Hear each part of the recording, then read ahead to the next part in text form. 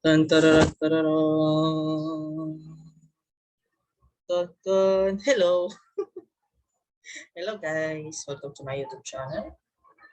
And in today's video, pagtatalakayan po natin yung tungkol sa circuit. So ano ba? Simulan na natin. Okay. Okay, so papunta po tayo dito sa simulation na to, PhET simulation. And ito po yung ating i-discuss. Okay? About circuits. Okay. Yan. So, our task is to infer the condition necessary to make a bulb light up. Okay? So, punta tayo dun sa link na yun. Okay. So, ito yung example ng electric circuit. So, ano ba yung ginagamit natin? Mga materials na kinakailangan natin sa electric circuit. So, let me erase this. Erase muna natin ang aking ginawa kanina. And explain ko sa inyo kung paano gamitin ang simulation na to. Okay, yan. Ganyan lang po mag-erase. Yan. Erase nyo lang. Okay, so dito tayo sa left upper side. Meron tayo ditong materials. We have wire, battery, light bulb, resistor. Resistor kapag gusto mong i-minimize or makontrol yung flow ng electric current. We have switch.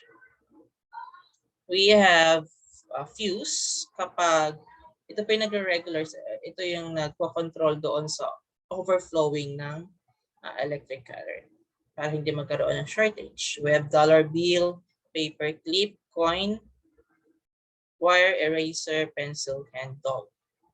So ito yung posibleng pwede natin gamitin sa ating electric circuit. And then meron po tayo dito symbols. Ito po yung symbol in each materials. We have wire, this one, battery, light bulb, resistor, switch, wire, fuse, dollar bill, paper clip, coin, eraser, pencil, and dog. Okay. So, balik tayo dun sa yan itsura. So, magkumpuni tayo ng battery. Kinakailangan natin ng 2 or 3 battery. So, mas maganda 3 battery na lang. Okay, ayusin ko lang. Ayan. Ayusin natin yung paglagay ng aking battery. Okay. Ayusin natin. Kinakailangan ko ng wire. Iyan. Habaan ko na yung wire. And then another wire. Ayan, dito. Then switch. Yan. Pantay lang natin. Kuha ulit tayo ng wire. Pwede natin ma-stretch yan. Yan. And then this one. Ayan. So, kuha ulit tayo ng wire. And then ito. So dito sa upper right, meron tayo dito show current. Ipapakita ba natin yung electric current or hindi? Once na turn on natin ito, may light na makikita tayo. Or show current. So para malaman natin yung electric, yung flow ng electrons. Pwedeng lagyan natin ng values, 9 volts, 10 ohms. Pero hindi na, since hindi naman natin focus dito yung values, ang focus lang naman natin dito is yung how or what are the components of electric circuits. So ito po yan. Okay? Try natin itong ibang object. What if kung naglagay tayo ng eraser? For example, tatanggalin natin itong wire. Then eraser yung ilalagay natin. Okay. Tapos naglagay rin ako ng wire. Okay, ano nangyari doon sa battery? Okay? Open circuit, walang nangyari. Pero once na open yung circuit, ano nangyari dito sa batteries? Nasunog. Okay? Next, kapag naglagay tayo ng pencil. Okay, turn on natin. So ano nangyari? So nakita natin dito, the switch is closed at gumagalaw yung nag-flow yung electrons, di ba? Yung electricity. Meaning yung carbon ay conductor ng electricity. Okay, tanggalin ko ulit yan. How about hand? Lagay natin yung hand.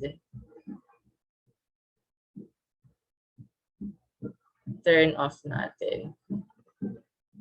So, walang nangyari. Bakit kaya?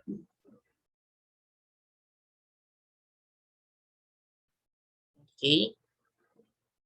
So, kasi pag hinawakan mo yan, walang mangyayari dyan. Okay? Pero kung ang usapan ay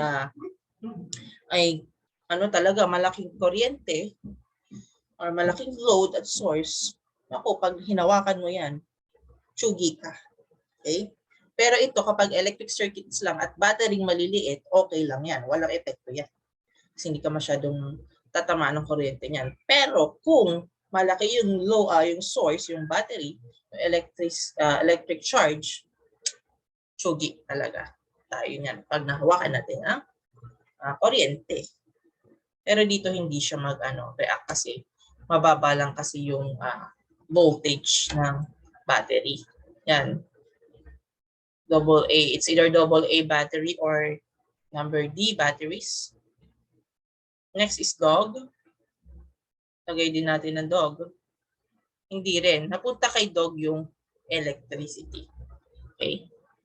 Walang flow. Yan.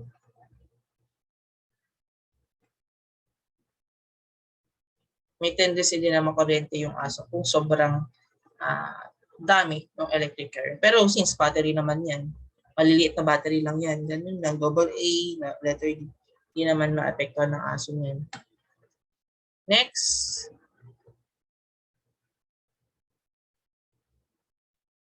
Dollar bill. Ano mangyayari sa dollar bill? Nasusunog.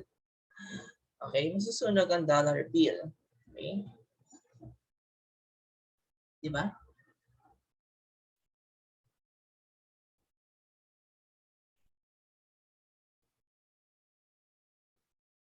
How about paper clip? Okay. Paper clip. Okay. Conductor siya.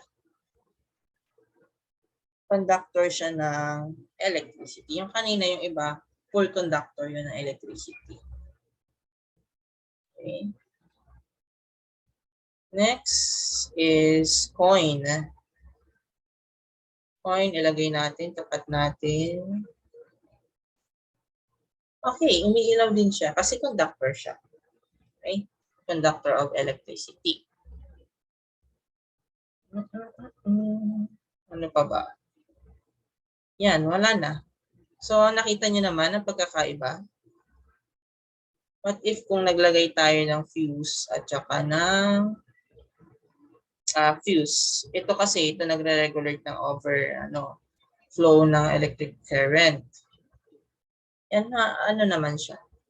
Pero kung tinanggal natin ang light bulb dito, at pinagduktong lang natin yan, wala, sira itong Okay?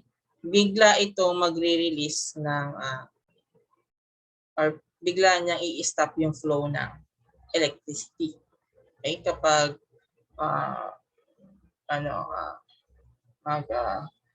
short circuit siya, biglang mapuputok ito. Okay?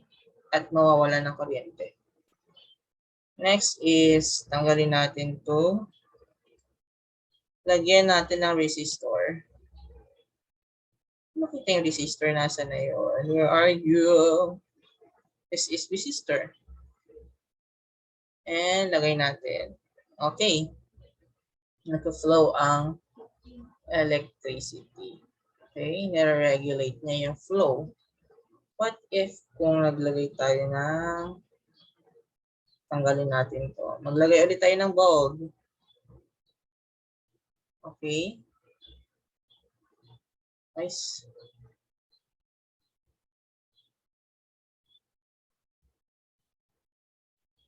So, ingat po kayo sa pag-ayos ng ano. Kasi pag hindi maganda yung ayos ng inyong electric circuit, masisira, masusunog. Okay, yan, nagre-regulate siya. Okay, yung resistor ng flow, kinokontrol niya. Nililimit niya yung flow ng electric current. So, ngayon pag-usapan natin ang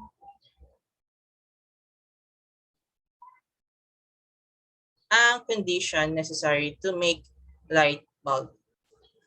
Make a bulb light up. Siyempre, nakita natin dun sa simulation. Diba?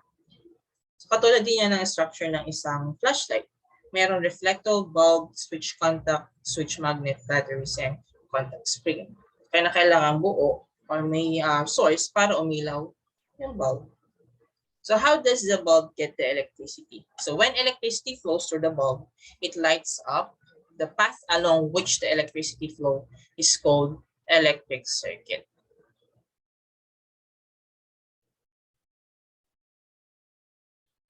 Okay, wait lang. May nag-text.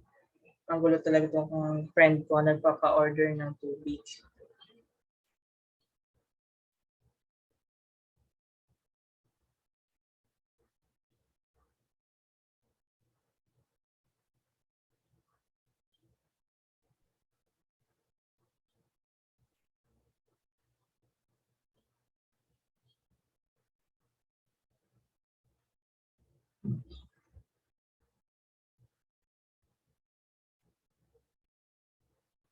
Okay, so when electricity flows, ulitin ko ulit, through the bulb, it lights up. The path along which the electricity flows is called electric circuit. Okay? Yung path na yan, circuit ang tawag natin dyan. So what are the components of electric circuit? And how important those components are? So we have batteries. Batteries are source of electricities. And it has two metal ends. We have positive terminal and negative terminal. Bakit siya importante? Kasi siya yung source ng electricity. Kung walang battery, walang electricity or flow ng electricity. Inom lang ako.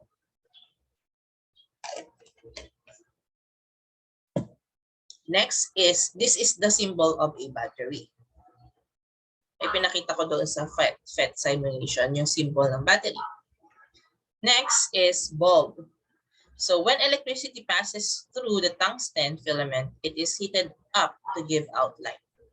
So ang bulb kasi binubuo siya ng itong parts, glass shell, tungsten filament, filament support, and contact wire, metal base, and electrical connection.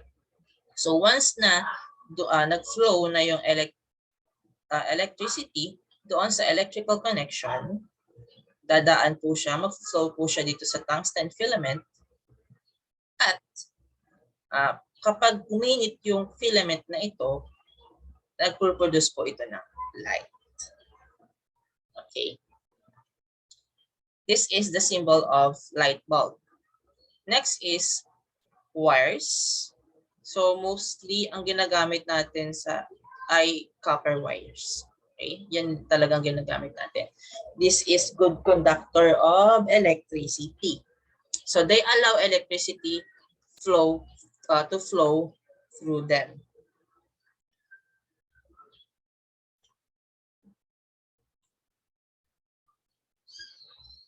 Wait lang po, may nag-message lang.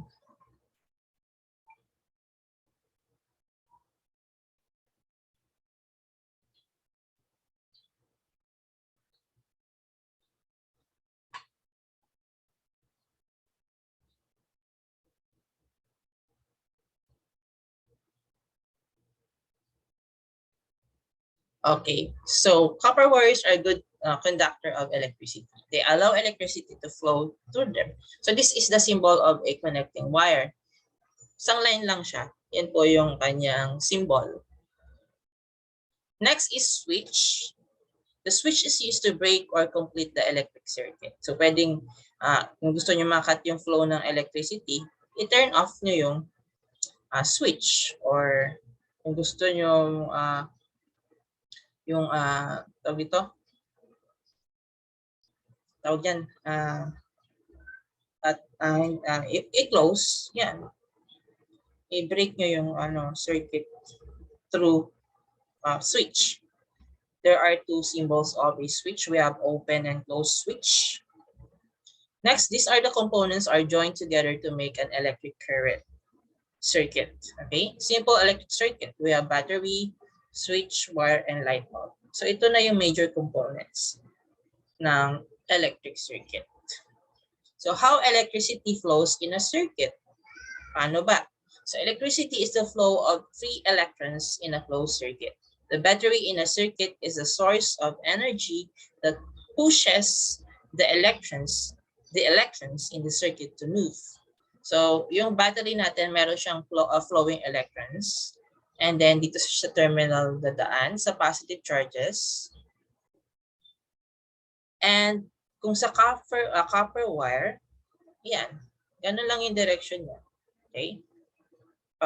Positive charges, paikot, hanggang marating niya yung battery ulit. Okay? So, ganito. Ito yung battery, ito yung wire. So, dadaan mo na siya sa negative terminal. Electricity is a flow of electrons around a circuit. Yan. Paikot yan. Papuntang lamp. So, yung lamp, magre-react siya. Makikreate siya ng light. Yan, babalik ulit yung electricity, pabalik dito sa source or sa battery. Yung pula na yan, yan po yung electron flow. Okay? Yung electricity. Okay? This is simple illustration of circuit. How can we say that an electric circuit is complete or incomplete?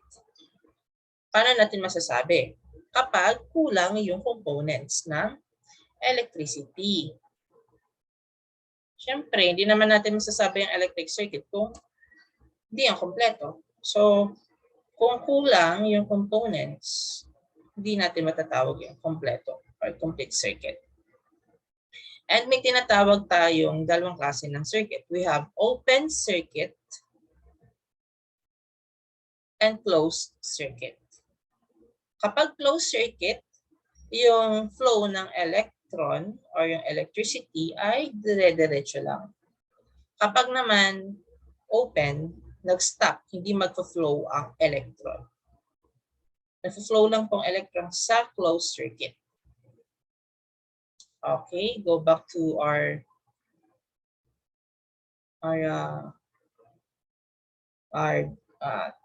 PowerPoint. These are two types of circuit. We have open circuit and closed circuit. What will happen if there is missing component in a circuit? Can we call it a circuit? Why or why not? So, sagutin niyo ito. Lagay niyo, i-comment sa comment box. So, matatawag pa rin natin circuit na kung kompleto. Pero kung hindi natin matatawag yung circuit. Okay? Pero as long as merong flow ng electricity, tinatawag yun natin yung circuit.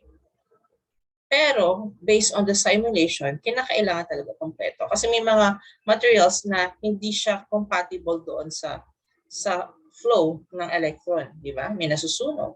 Nasusunog yung battery kapag hindi tama yung pagkaka-arrange ng mga materials. Why each component is very essential. Very essential talaga siya. Hindi magpo-flow ang electron or hindi magla-light yung bulb kapag walang battery, walang wire. So kung kulang, hindi natin masasabing electric circuit yun. Or kulang siya kapag hindi siya kompleto. As a responsible retired, how do we use electricity properly?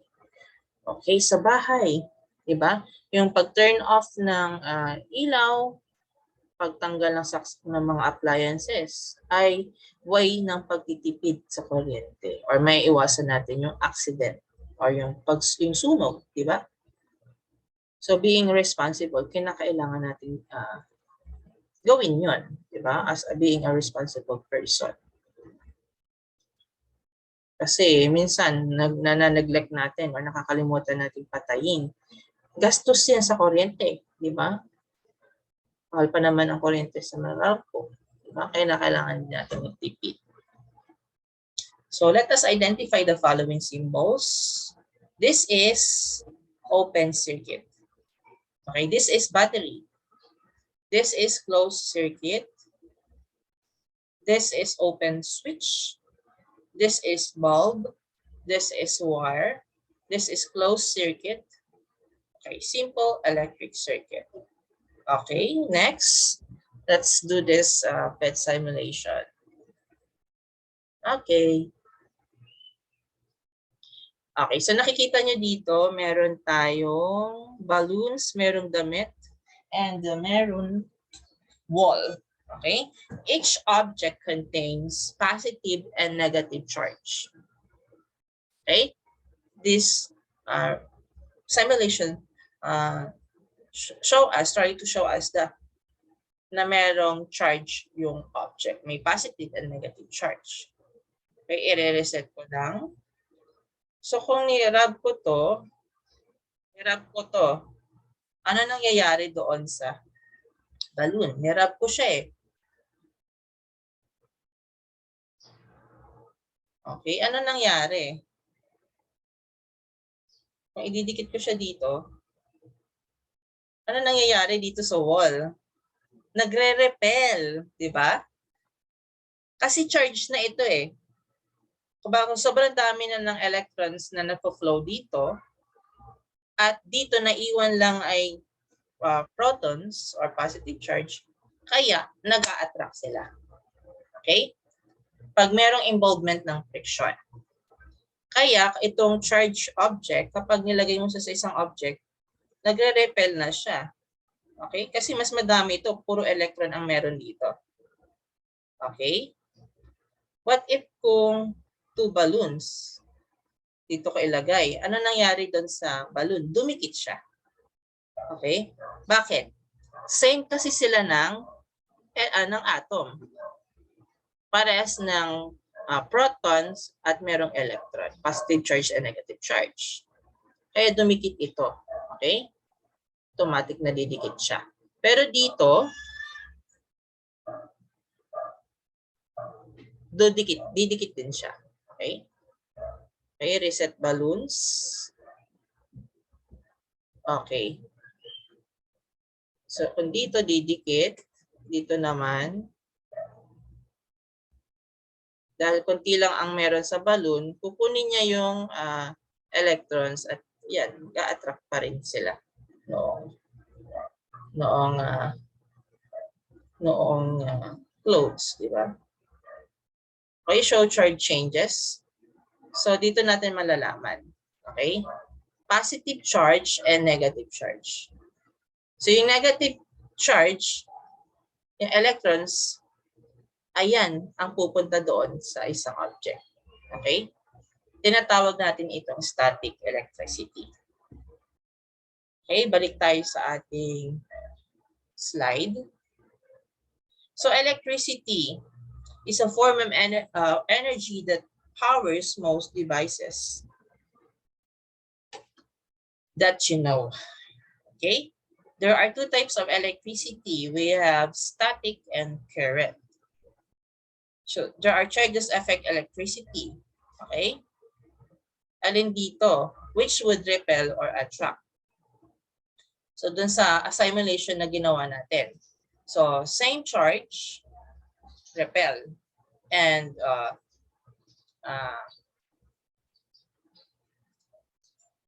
opposite charge, attract. So matter is made of atoms, contains the subatomic particles that are protons, electrons, and neutrons. So proton, this is positively charged. Electrons are negatively charged. and neutrons are neutral or electrically neutral or no charge. So this is an example of atomic model or atom model. Okay? Nasa center yung nucleus, nasa center ang protons, at ang electrons ang nagmo-move freely. Okay? So these electrons or negative charge carries electricity. Okay? So same charge repel each other, move away from each other, while opposite charges attract each other. How static electricity produce? So kanina, pakita ko lang yung model ng atom. So hindi tayo magpo-focus ng mga atomic number or mga elements. So dito, gusto ko lang ipakita sa inyo yung atoms. Yan. This is the proton and electron. Yung umiikot na yan ay electron. Okay? For example, kung iron, ito yung protons and electron, protons and neutron, at ang electron yung gumagalaw. Okay? So, balik na tayo sa ating slide. How static electricity produce? Paano ba siya napoproduce? Static electricity is produced when electrons are transferred from one object to another due to friction. Diba? Opposite charges are built between objects and these objects are placed near each other. Okay, ito yung static electricity, free-flowing electrons. This is positive charges and negative charges. Some example of static electricity. Have you already experienced a weak electric shock when you unexpectedly brush your skin against a metallic surface? This phenomenon shows static electricity. Both the metallic surface and your skin are neutral. When you unexpectedly brush your skin against the surface of the metal, the electrons from the metallic surface transferred to your skin.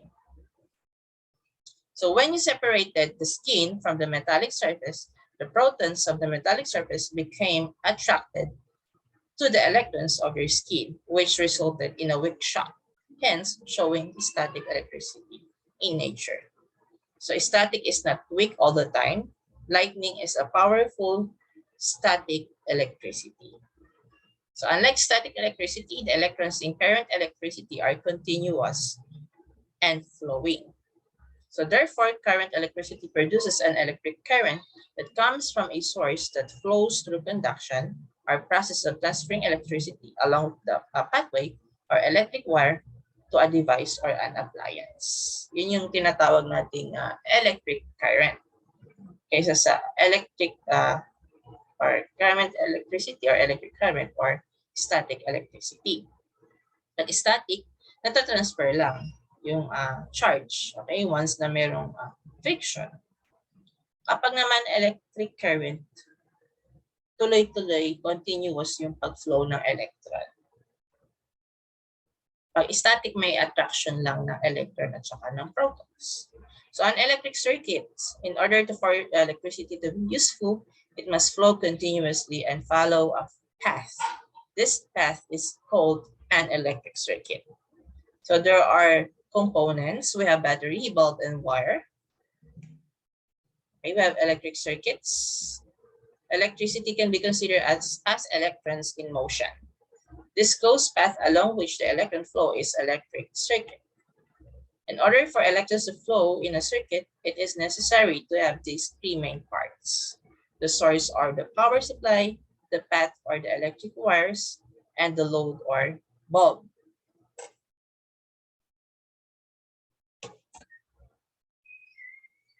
Okay, the switch open and close a circuit. If the switch is on, the circuit is closed or complete. Electricity flows and the bulb light up. When the switch is off, the circuit is open and no current flows. This is just a review. These are symbols and parts of electric circuit. Okay, na-review na natin, na-discuss natin ito kanina. We have source, switch, path or wire, and then load. Okay? I-pause nyo lang ito, then basahin nyo to. Okay, functions ng source. Okay, source or electricity. Switch controls the flow of electricity from the source. It is used to turn on and off a load. A path or wire, the pathway of electricity from the source to the load. And load and appliance are divided that uses electricity from a source. Safety rules and precautions in using electricity. So, kinakailangan din natin observe yung precaution and safety rules. First, never touch an open wire with bare hands. Okay, wag nyo hahawakan talaga ang live wire. Talagang machuchugi kayo. Replace worn out electric insulation. Okay, be careful when using electrical sock and an empty pocket. Kasi baka mamaya may flow or may electric current yan. Okay, avoid octopus connection. Iwasan ng octopus connection, yung ang daming extension tapos ang daming nakasaksak. Talagang magkakaroon talaga ng short circuit dyan. Or sasabog yun. No cord should be placed underneath rugs. The cord might wear out and could cause fire. Unplug all electrical appliances when not in use. Never go near wires with cuts or those that fall to the ground. This could electrocute you. Unplug electric wirings during brownouts or thunderstorms. Yun yung advice. Do not touch the switch or plug-ins if any part of your body is wet. Talaga naman, kapag, ewan ko na lang kung i-turn on nyo yung switch tapos basa yung kamay ko, ewan ko na lang sa inyo. Okay? When repairing any electrical equipment or devices, it is better to unplug or use proper tools with plastic or wooden handles before handling them. So we have electrical energy consumptions. Wattage or watts is the unit used to measure the amount of electricity required for a device to work. The total electrical consumption is determined by summing up the total consumption in wattage used by all devices in an hour. Therefore, electrical consumption is determined by the consumption of electricity in kilowatt hour. Okay, in conserving electricity, switch off or better unplug appliances when not in use. Open the refrigerator door only when necessary. Schedule ironing of clothes. Use energy or saving bulbs. Stay in ventilated areas instead of using air-conditioned units all the time. So yun yung mga precaution or safety procedures. And these are my references. Same as the FED simulation. Thank you for watching. Bye-bye.